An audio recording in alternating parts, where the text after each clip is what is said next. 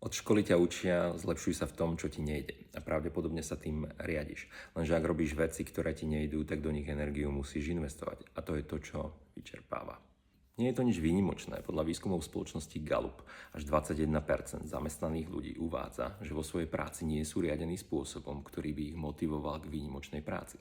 To znamená, že takmer 80% zamestnancov vo svojej práci robí veci, ktoré im nejdú prirodzene a nútia sa zlepšovať sa v tom, čo im nejde. Talentový prístup naopak stavia na troch dôležitých veciach. Po prvé, nie každé správanie sa dá naučiť. Po druhé, najúspešnejší ľudia v rôznych odboroch dosahujú skvelé výsledky, ale každý trochu inak, každý svojím jedinečným spôsobom. A po tretie, odstraňovanie nedostatkov ti môže pomôcť vyhnúť sa zlyhaniu, ale iba rozvíjanie silných stránok vedie k excelentnosti. Väčšina ľudí strávi celú svoju kariéru bojom s tým, čo im nejde a čudujú sa, že sú vyčerpaní. Talentová metodika Gallup hovorí, prestaň bojovať s tým, čo ti nejde. Naopak, zisti, čo ti ide a stavaj na tom.